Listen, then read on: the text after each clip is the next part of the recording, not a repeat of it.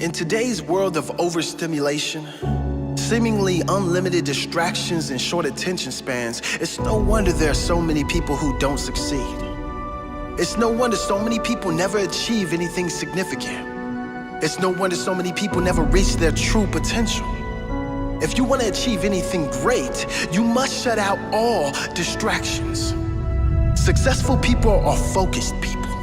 Successful people could go into a space where they shut out everything, where they lock in on the task in front of them, lock in on their goal, lock in on their dream. If it is important enough to you, you will shut out all distractions. Shut the door, turn your phone off, turn off social media, lock in, focus, and get the job done.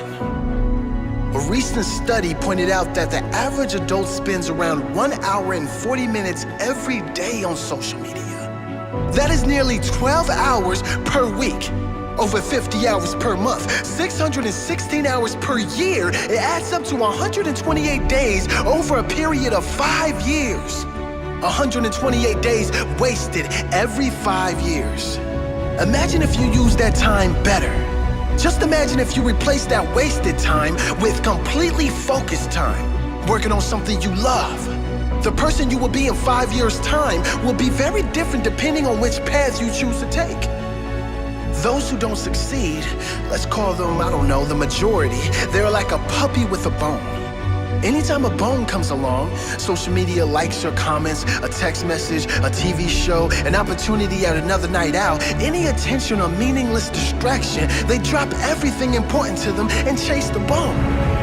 They could be sitting on $1 million idea, something that could change their life completely, but as soon as that bone comes along, they follow it, day in and day out. Meaningless distractions tearing people away from a life they deserve. Meanwhile, they are left feeling empty inside because they haven't fed their soul with the pride that comes from self-growth. Growth from shutting out the world and going all in on their dream. Growth from finding a way when there seems to be no way. Growth that comes when you go beyond the life you thought you were capable of. Every time you choose something over your goal, you form a bad habit. A habit that gets stronger and eventually overpowers your goal. It defeats your dream. Form a different habit. A habit of discipline. Discipline from shutting out what most won't, so you have the things most don't. A habit of going all in. A habit of integrity. When you say your goal matters to you, show that it matters. Make it a priority. If you want to achieve great things, shut out the distractions of this world and make your goal a priority. Steve Jobs once said, people think focus means saying yes to the thing you've got to focus on. But that's not what it means at all. It means saying no to the 100 other good ideas that there are. You have to pick carefully. You have to be able to shut out everything but the most important thing that you must do right now. Get it done with 100% of your presence and attention. Give it everything you have, your heart and your soul. That will ensure your best work and will lead to your next best result. Zig Ziglar said, lack of direction, not lack of time, is the problem. We all have 24-hour days. Now that's the truth if I've ever heard it. We all have 24 hours in a day.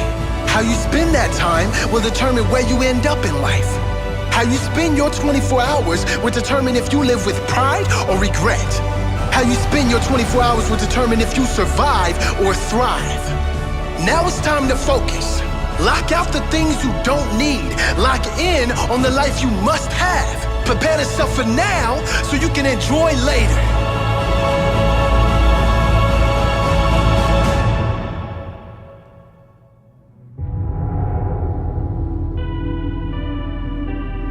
Around 97% of students are distracted by cell phones. Are you a part of that 97%? When you want to succeed as bad as you want to breathe, then you'll be successful. Whether your distractions are text messages, checking emails, surfing the web, playing games, or scrolling through social media, the fact remains that it is a distraction. I'm saying to you today that there are some of you, if you give up your cell phone, you would be successful. But your cell phone is more important to you than your success. Stop wasting time on your cell phone. Facebook isn't going anywhere. Instagram will still be here this weekend. Focus on your dreams. Focus on your studies. Focus on your goals and aspirations. Put the thing down. Look up. You're missing stuff. What is the long-term effect of too much information? We don't know, but we're finding out. Focus on becoming a better you. A better you that is not distracted by unnecessary things. You gotta cut off the cell phone. You gotta, no TV. There were those of you who were watching the game last night, you really didn't have no business watching these boys win a national title, going to the NBA making millions. You didn't have no business watching them because you're not where you need to be. One that is determined to succeed and not scroll. That is determined to prosper and not post. To grow all day and not game all day. Stop wasting time on your cell phone. And when you get to the point where all you want to do is be successful, as bad as you want to breathe, then you'll be successful. It's about you and your future. It's about your grades. It's about your dreams. Ultimately, it's about your life. The time you spend on your cell phone could be used for your success. The time you could be using to be successful, you're using it on the cell. And the cell phone is not bringing you nothing but a bill. Is your life more important than that app, than that game, that post? I need cell phones off. Listen to me. Some of you gonna be broke for the rest of your life because of that little thing on the side. You're gonna be broke for the rest of your life because of a little cell phone. We're so plugged into our cell phones that we become blind to the world around us. And somebody has told you you couldn't live without it. We can't take our eyes off the screen long enough to see the beauty of the world around us. Let me break it down for you like this. You are given 24 hours in one day. Let's be honest. You're going to sleep for about 6 to 8 of those hours. So that leaves you with about 16 to 18 hours left in your day. Digital distraction. How many people feel like your mind is so distracted and you can't focus on just one thing anymore? And the fact that you cannot put it away is because you are addicted. Right? If you wake up and you check your phone before you say good morning to your girlfriend, boyfriend, or spouse, you have an addiction. And like all addiction, in time, it'll destroy relationships, it'll cost time, and it'll cost money, and it'll make your life worse. You're in class probably for about 4 to 6 hours per day. That leaves you with about 10 to 12 hours left. I get it. You got to eat a few times that day. You might have to get a quick hour nap in. Now you're left with about 7 to 9 hours remaining in your day. And that's on a good day that you're left with about 7 to 9 hours. On other days, you might have even less time. Don't cry to give up, cry to keep going. Don't cry to quit. You already in pain, you already hurt. Get a reward from it.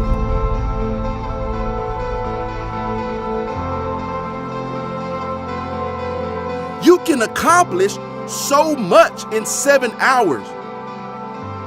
You can type your mandatory paper in school in less than 7 hours. You can study long enough to pass an exam in less than 7 hours. There are so many things that you can complete within 7 hours that remain in your day. But for some reason, you can't put down your cell phone long enough to realize you've had your cell phone all day. Can you put it down? Are you using it or is it using you? And where is it leading you? And I'm not telling you, oh, I'm against the establishment and all of that. I'm telling you, at least ask yourselves, what is the long-term effect of too much information? What is it doing to me? Don't miss what I'm telling you. Stop wasting time on your cell phone. I get it. You're going to say, well, I don't spend 7 hours straight on my cell phone. But watch this. You might check it up to 60 times per day. And each time you check it, you might only spend about 4 minutes on it at a time. Well, 60 times 4 is 240 minutes, which equals 4 hours. So before you even realized, you may have spent 4 hours on your cell phone throughout the day simply checking it.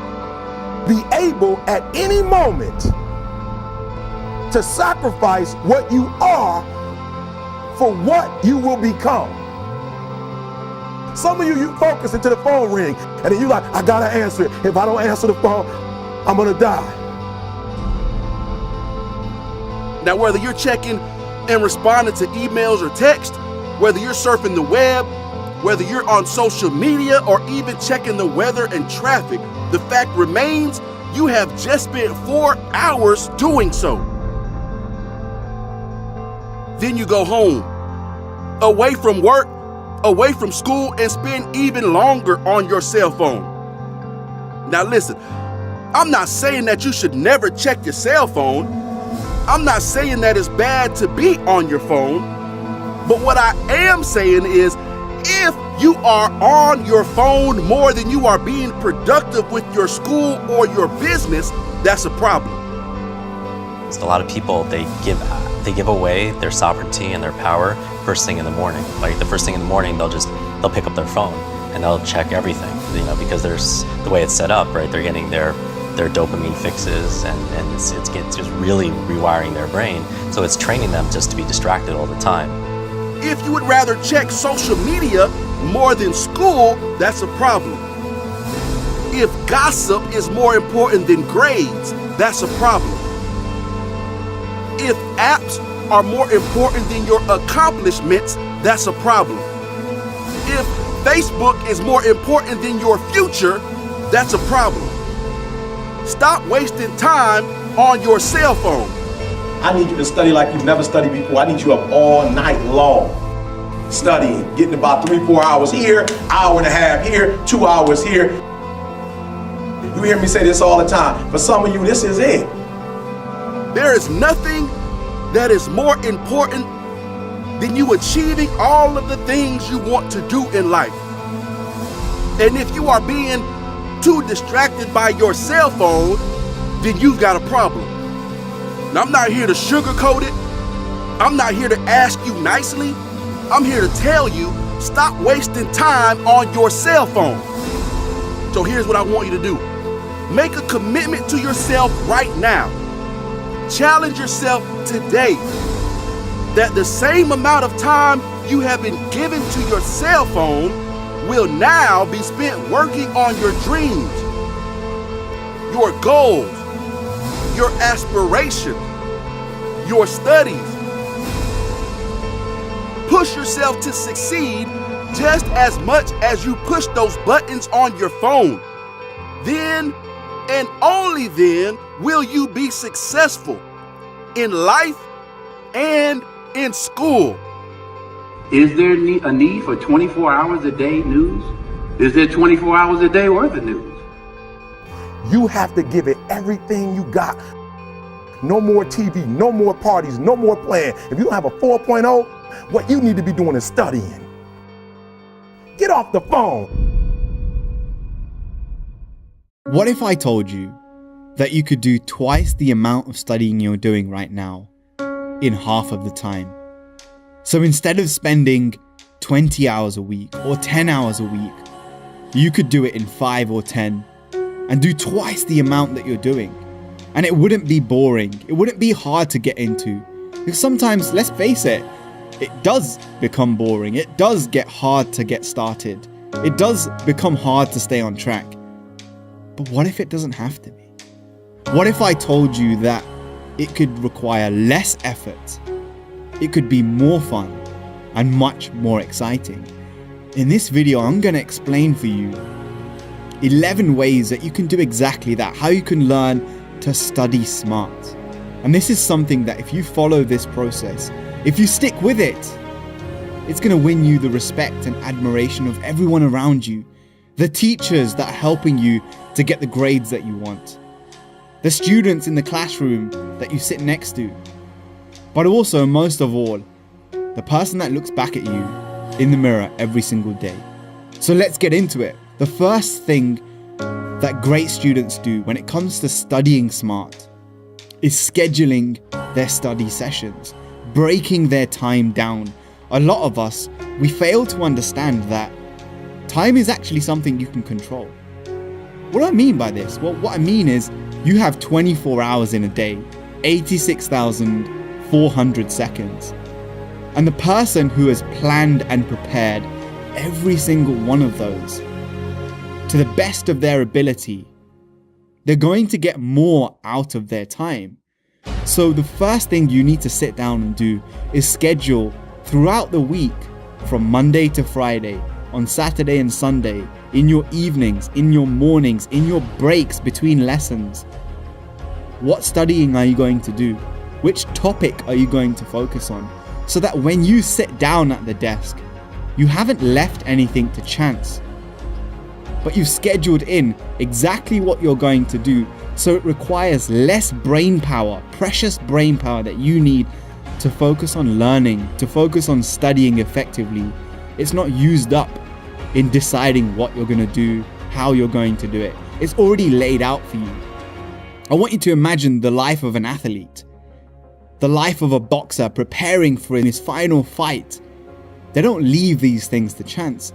Their meals, their training regimen, the things that they need to work on has been planned beforehand, and you can use the people around you to help you do that.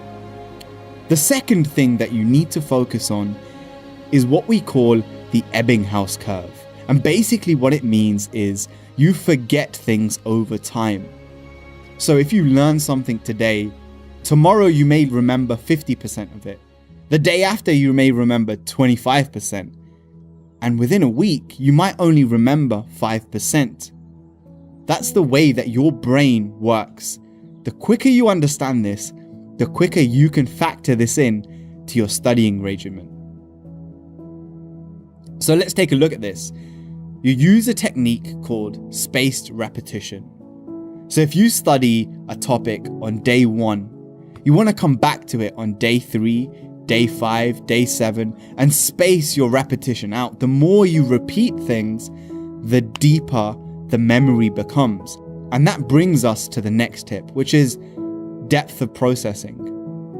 When you take in information, if you want to remember it more effectively, a very powerful way of doing this is to remix that, is to change that information. So if you're looking at information in a textbook, think of a rhyme, think of a pattern, maybe make a video, maybe make a colored diagram, an illustration to help you to change that information, to help you remember it at a deeper level. You don't just want to read it and study it and then regurgitate. You want to change it in some way. So the next thing is get to your spot. And what I mean by this is, what is the space, the place, the environment that you're the most productive in, that you're the most focused in? One of the things that we forget as human beings is that we are influenced by our environments. The kind of student that you are in your classroom is different to the kind of student that you're going to be in your bed. When you're under the covers and you've got your laptop on your lap, you're going to be more productive in one area than another. So find out what that is for you and make sure you get to that spot as quickly as possible. Most of the difficulty when it comes to studying is not in the studying itself. It's in the activation energy required. I talked about this in the previous video that I did with this channel. Go ahead and go and check that one out. Sometimes we focus on getting more motivation, improving our techniques, and trying to fuel our rocket ship even more. But another way of making your studying more effective is to remove the resistance, to cut out the distractions like social media. So don't have your phone next to you. Turn it off, put it in a different room.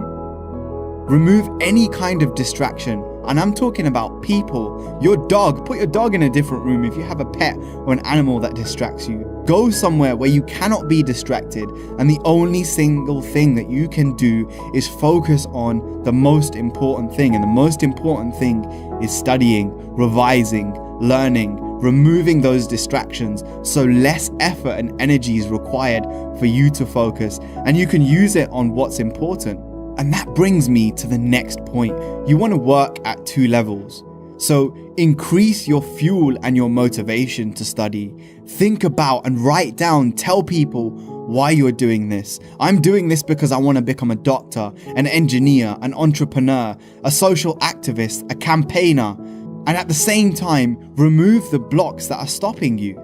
Remove the activation energy required for you to start studying. So before you go to bed at night, have your notebook out and ready on your desk. Make sure it's free of any clutter. Even have the pen ready. So the only thing you have to do is sit down and start taking notes. You don't even have to write the title or the date, because those things are already done. And what you want to realize here is that success is a setup.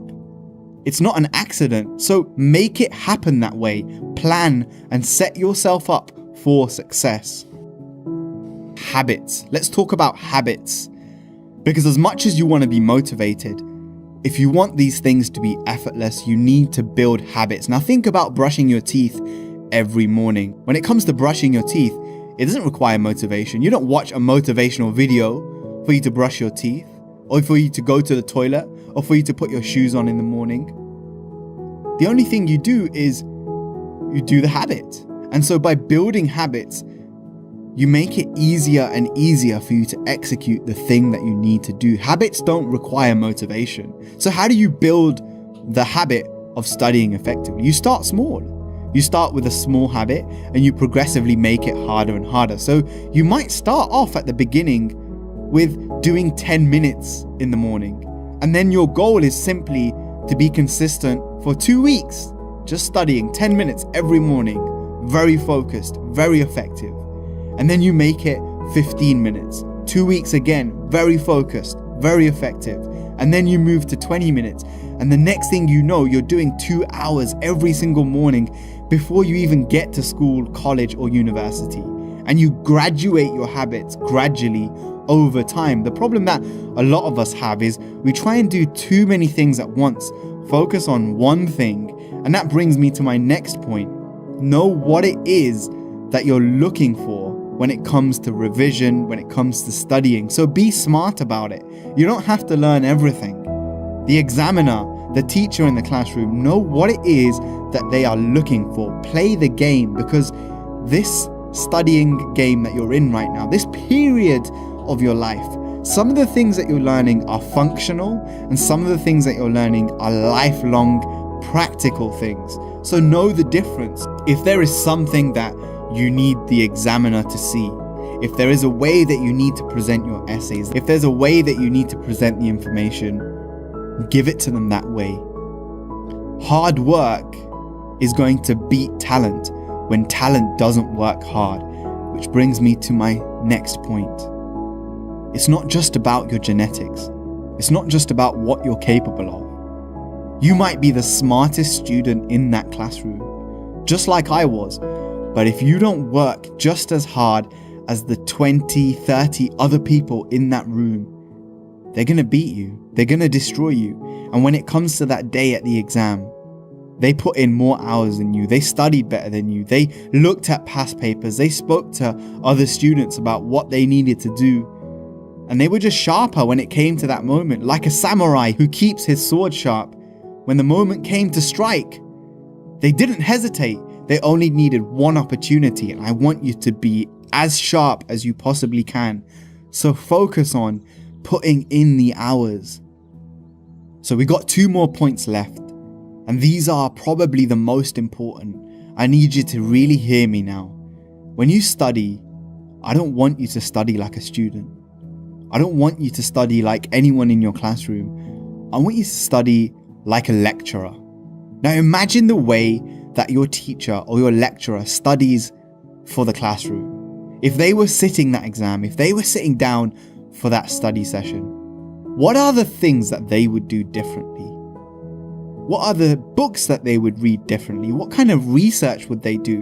And really get yourself into their shoes, into their mindset, because that's what's going to take you 10x forward. It's going to take you 10 steps further than you are at the moment. If you think like a beginner, you're going to prepare like a beginner. But if you learn to think like a master, like the lecturer, like the person who's teaching everybody else, what level of preparation would that require? And then act in accordance with that. And the final, most powerful, practical technique when it comes to studying smart is what's known as the low-key method or the loci method. And to keep it simple, it means this. If you're trying to learn a new language, let's say you're learning Spanish, use your room, use your house that you live in to hold different memories in different places. So I used to use this when I was studying for French. I'd keep all of the things related to sports in one room. I'd keep all the things related to common conversations in my kitchen. And I would put labels on things. The spoon in my kitchen drawer, I knew exactly if I was looking for that information, it's the spoon in the drawer, and if I look at the label in my mind, I can see the word associated with it. So use this so when you're walking around your house has now become a study session, and you're walking inside that matrix. You've hacked the system. So even when you're sitting down to have dinner and you look up, you can see the revision notes for that module that you found difficult. And every single day, you're coming back to what I talked about at the beginning of this video, that spaced repetition. You're repeating what you need to remember again and again, and you've got that depth of processing. The reason this is powerful is because you've created an immersive studying experience, and that's what the greats do. There is no line between studying and not studying. There is no off switch. There's just different levels of immersion. So imagine if you were living in your textbook and you made your physical environment a representation of all the things that you need to learn. You're walking around in this palace of information. And I want to leave you with the most powerful quote of all when it comes to education. There is no end to education. There is no end to the things you learn. It's not that you read a book, you pass the exam, and that's it, you're finished. The whole of your life, from the moment you're born to the moment that you die, is a process of learning. So if you can apply the things here, you schedule your learning, you schedule what you're going to learn when, you space your repetition out, you remix things so you can remember, you get to the spot, you cut out the distractions, you increase your motivation and you remove the blocks. You start with small habits and progressively make them harder and harder and harder. You know what it is that the person you're studying for is looking for, so you learn those things. You're practical about it. You know that hard work beats talent when talent doesn't work. You study like you're a lecturer and not a student, and you use that loci method to turn the environment that you're in into a wealthy palace of education. There is no reason why you can't achieve more, do more, and like I said at the beginning of the video, you make your studying more effective so you can do twice as much in half the time. And now it's become effortless, exciting, and fun. And those are the 11 ways that you do it. Accept only the best and nothing less. I'll see you in the comments below, and make sure you check out my other video on motivation to study. Peace.